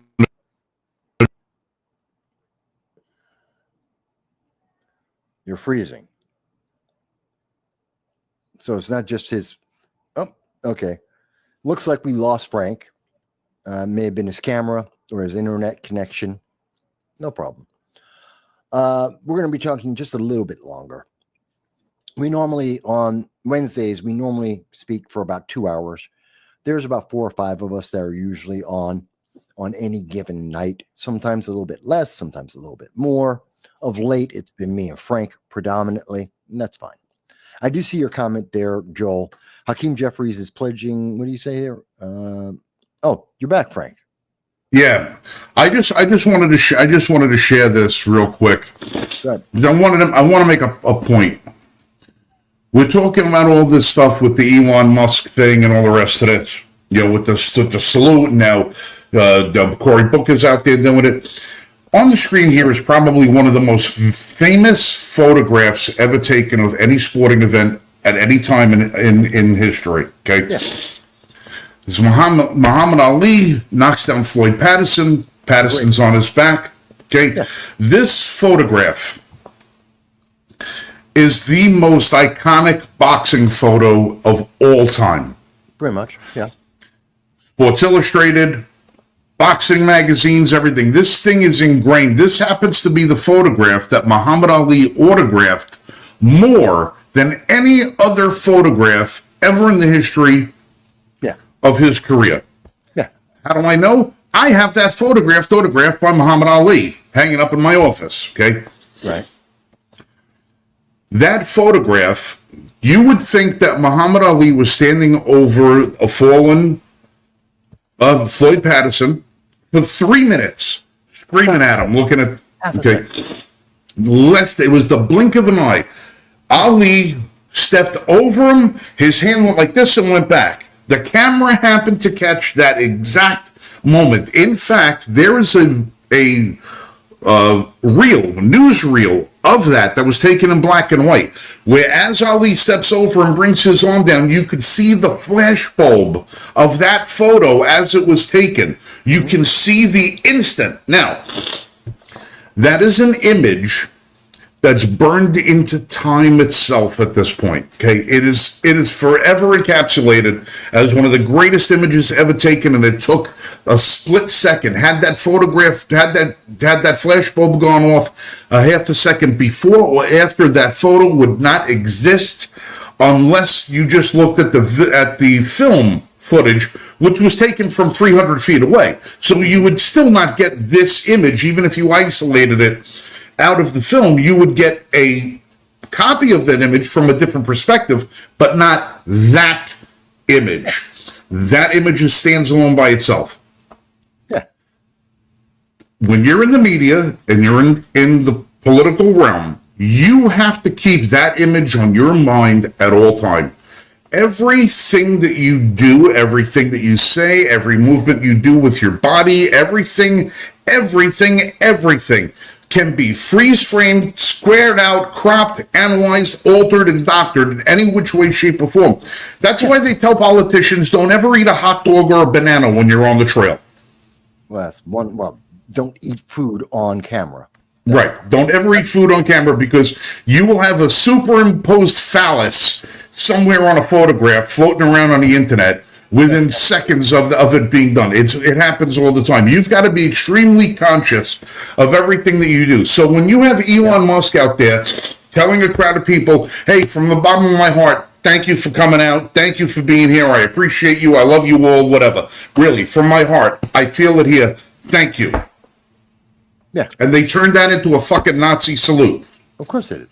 And they turned it into a Nazi salute. And then you could get Cory Booker, not saying that he actually did it, but he could have gone out there and recited Mein Kampf word for word and done this. And they would have just said, he saluted, he said thank you to the crowd. That's what they would do.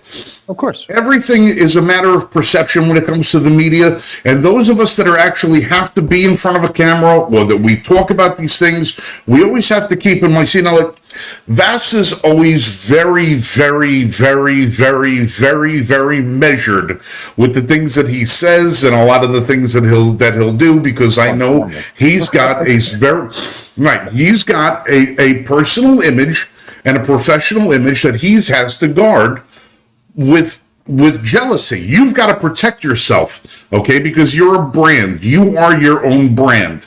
True. My brand is the not giving a shit brand, okay? I don't care if people like me, love me, hate me, or whatever. I don't care, because people who know me, they know my intentions. The people that know me know that what I care about. The people who know me know that I may scream and rant and rave, but I'm the first guy in the world that would back you up in the alley. I'm the first guy in the world that'll come to defense of you and your family, even if your ideology is different than my own. I'm the first guy that comes out there and stand between you and trouble. I'm the first guy to do it. So I may yell and scream a good game, but when it comes down to it, I'm actually a pretty decent person. I'm a decent guy. At least I tend to think so. I just don't care if somebody decides to do a video capture of what I said, what I did, and change it around a little bit, because I go back, what are you going to do? You go back to the other thing. I could show you the live, and we're fine. And I don't care. Plus, I'm not popular enough for anybody to make fun of either. But for everybody that sees an image on the internet, or they see a video, or see a soundbite, or they hear a soundbite, or they watch a clip or whatever, always take into consideration from whence it came. Because I guarantee you they're going to isolate the part that makes the person and the subject of the video look the way the person presenting the video wants them to look. So if they want Elon Musk to look like a Nazi, they're going to dig up a picture of him doing something.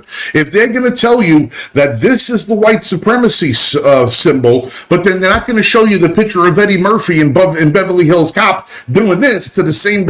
All right, do you know there's a friggin' agenda behind it? Okay, they're not going to show you. They're not going to show you Obama doing this, even though we have photos of it. What they show Obama? They show Obama with a spotlight behind it that looks like a halo, and that's what they put on Life magazine, and they call him the second coming. Okay, they portray the image based on what the message they're trying to convey. So when you see something, read something, or hear something, remember that the person's name who's in the byline at the bottom of the article has an agenda, and you are reading the agenda, not the fact. You're reading the message they want to convey, and not the message that was being sent. Always. So when you hear these politicians in New York and everywhere else are telling you about how bad this is, how bad that is, it's usually the opposite. They're only telling you the things that work for their campaign, not for your life. Research shit, look into stuff, and start making a difference in your own life, because these politicians are only going to make yours worse. So with that, I'm going to say to you guys, I love you all. Be safe, shoot straight. Vass is going to run the rest of the show. I don't know if anybody else is going to come on in the next 15 minutes, but I'm 15 minutes over. My dog is standing there with her legs crossed. I got to get her out, and I got some other things I got to do tonight. But remember, like, share, subscribe, all the rest of that. Follow Vass. Vass's show on Sundays. Make sure you check this man out. He's the best. He's the best. Give him a smush. All right. I'm out of here. Sorry about eating on TV all night tonight. I didn't eat anything today, and I've been going through legal documents. I'm exhausted. So I'll catch. As soon as I'm done, I'm going to go eat. Yeah. Yeah, it's been a rough couple of days. I got 1 day off this week and 3 days off next week. I don't know what I'm going to do with myself. We'll see. All right, kids. Love you guys. As always, be safe, shoot straight. We'll catch you next week. Vass, right. Love you, buddy. Catch you later. All right, folks. So, Frank's always great. Frank is fun because he's it's true. I'm a little bit more reserved, and Frank is just like, in terms of presenting the issues, I'm a little bit more reserved. Frank's a little bit more rough and tumble, but that's a good thing, because then we get to get a little bit of both sides of these issues. And sometimes, as you saw, sometimes Frank is simpatico on an idea, and sometimes we're not. And that's true when we have Mike Marshall, Dal Grimm, Jan Raines, when we have the different members jump in. Sometimes we don't all agree on all the issues. Sometimes it's true even with chat, with you guys in the chat or the super chats. Sometimes we agree with you, sometimes we don't, and that's fine. That's called free speech. You're going to talk to people, and not everyone thinks the same thing, because we're not monolithic. We're not all clones of each other. We're human beings with individual thoughts, and we have individual choices we make. So there should be conversation and differences and different degrees of what we agree and disagree with. But the news media, right now, the media in general want to fearmonger you all into the same direction to get one outcome: power and money for themselves. And we see that in almost everything. I know Joe was just mentioning that it's Hakeem Jeffries, the Progressive Caucus leader, the Democratic leader in the Congress, in the House of Representatives. He's now going to try and reveal the names and identities of the agents that are arresting illegal aliens across this country. Why don't we see their faces now? I started hearing this from members of the left. Mind you, these are the same people that believed in having masks up until this year, up until the Trump administration came in and they started grabbing illegal aliens and deporting them. That's when you first heard the left say, maybe we should get rid of the masks. Let's get rid of the mandates. Let's get rid of the mask. They said that in 2025 when our federal government was using it to, by the law, remove illegal aliens. Then they want to remove masks, but they didn't care. 2020 until 2025, they were perfectly fine having masks so that criminals could go into Target and steal $999 worth of goods for a couple of years, bankrupting Target and some of the other stores and having them closed down. They were okay with that. They were okay with gang members wearing masks everywhere they went as they committed various crimes. They were okay with that because it was part of their agenda. They're upset when it's not their agenda.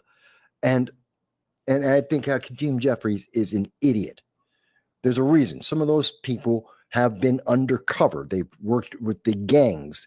They've been investigating these individuals, and to reveal their identities for some of the agents, then that would blow their cover and they wouldn't be able to get some of these illegal aliens, especially the violent gang members, out of this country, which the majority of Americans, the overwhelming majority of Americans, agree should happen.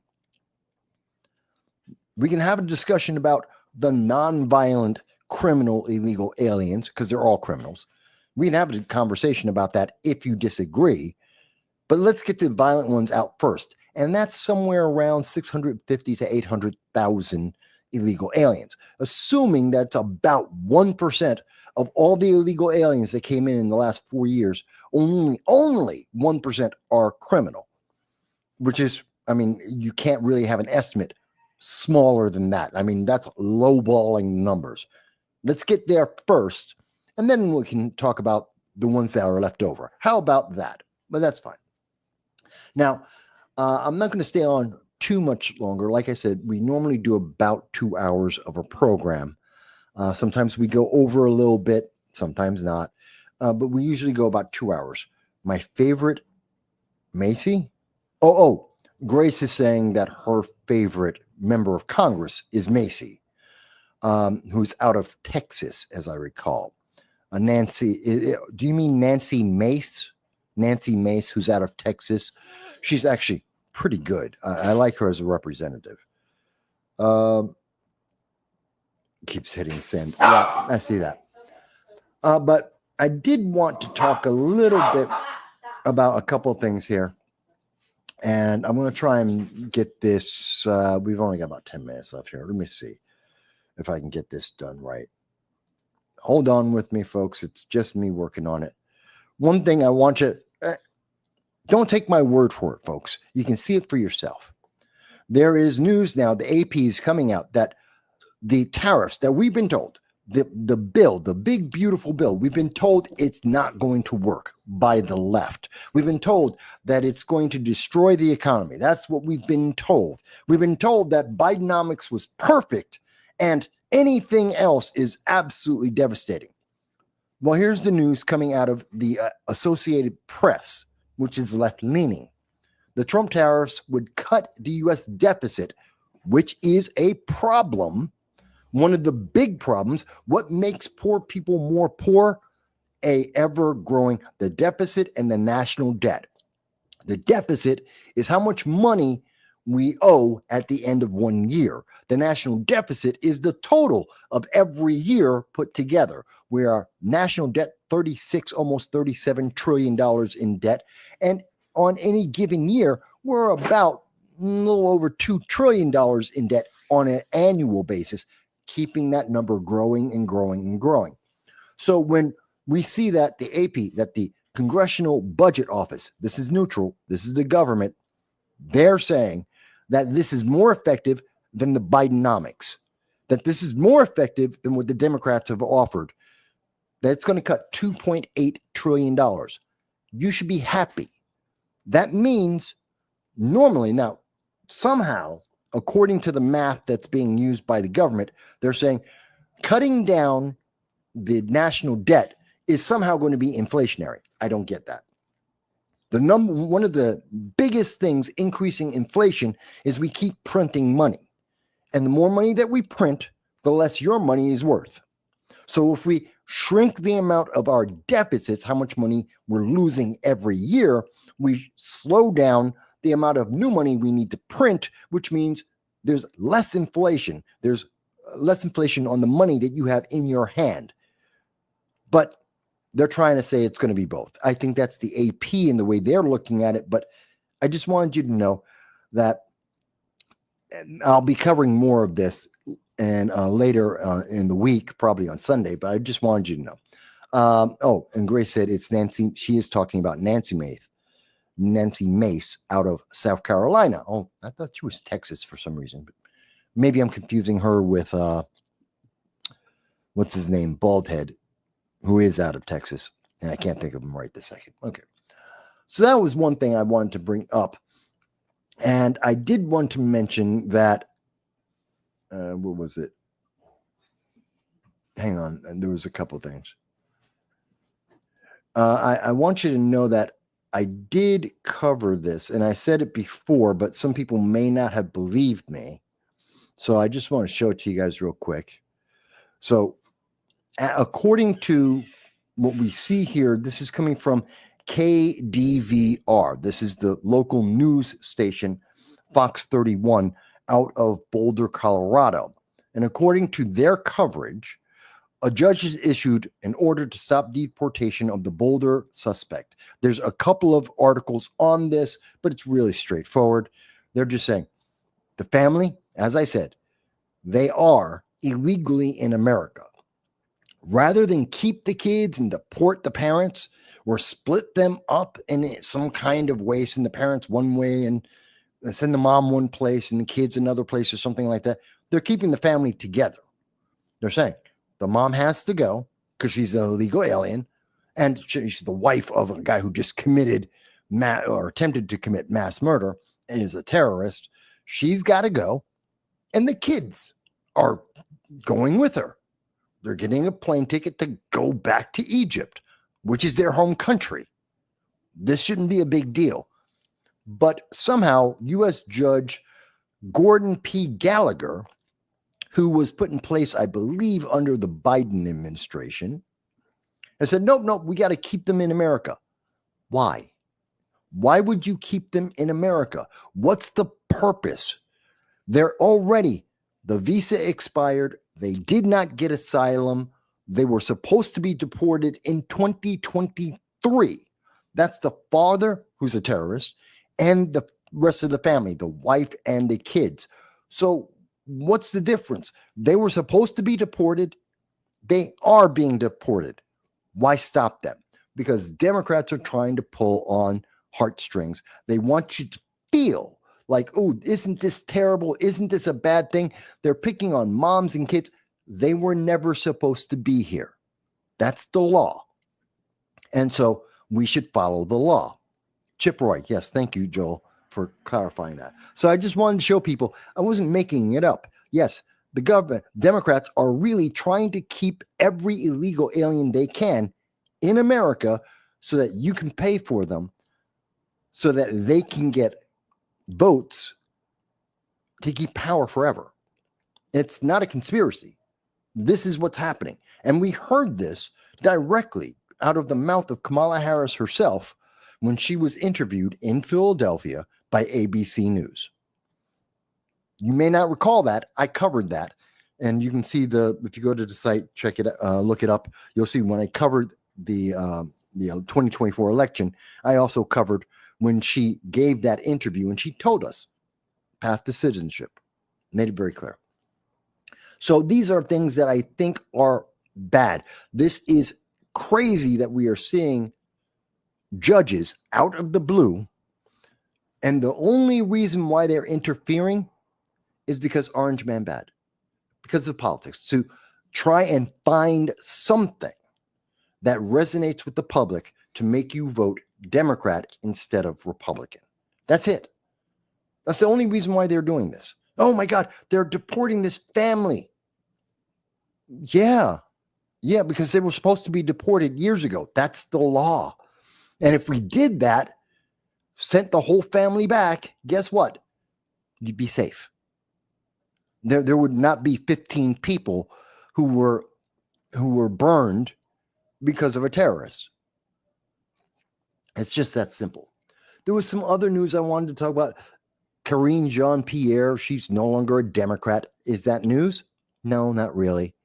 But this is the Democrats revealing themselves. They are giving up. They have nothing to offer, and their key people are running away, trying to disappear into the cracks. Karine Jean-Pierre, the former press secretary under the Biden-Harris administration, is trying to get as far away from Democrats as she can so that when people look back and go, so that no one's going to say, hey, Karine, you're a Democrat. Why didn't you tell the American people that Joe Biden, your boss, that you spoke to every day, you mean to tell me you never once noticed that he was mentally incapable of doing the job? She dropped being a Democrat so she could politically disappear into the background. That's why she's an independent. That's why she's hiding. And that's sad, because we should be hearing from the news media that have been now that we know the truth, people should be asking Karine Jean-Pierre, you're a press secretary. Your job was to speak. You were the voice of the president, of the presidency. under the Biden-Harris administration every day. You had to speak to the president on a regular, if not daily basis. Why didn't you tell the American people? Why didn't you tell the American people you had a duty to tell them this man can't do the job? No, she's disappearing rather than telling you the truth, because it's not about the truth. This is about power. All the politics we're seeing right now is a game on power. And we need to get past that. We need to have conversations with each other, and we need to start holding politicians accountable, like Andrew Cuomo. When Andrew Cuomo is in a debate and he says he has no personal regrets whatsoever, none. 16,000 people died. He doesn't regret that. He covered up the death of 16,000 people. Doesn't regret that. He was the cause of small businesses for a decade closing down and leaving New York State, leaving a financial burden on everyone who was left. He doesn't regret that. The 7 or 11 sexual assaults, according to Letitia James, the Attorney General of New York, a Democrat. Yeah, he doesn't regret that. Me Too, doesn't care. Hold him accountable. The mainstream media doesn't want to talk about that. They don't bring up his history. They don't talk about what he did. They're going to go and say, see, he had nothing to regret.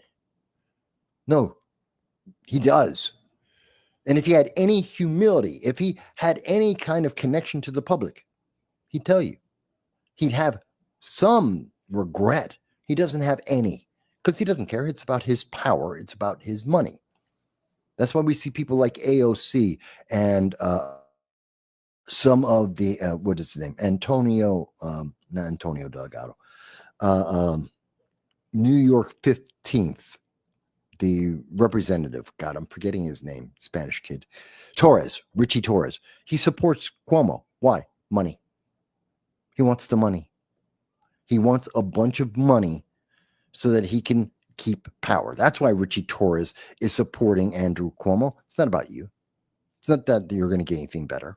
It's really sad, folks.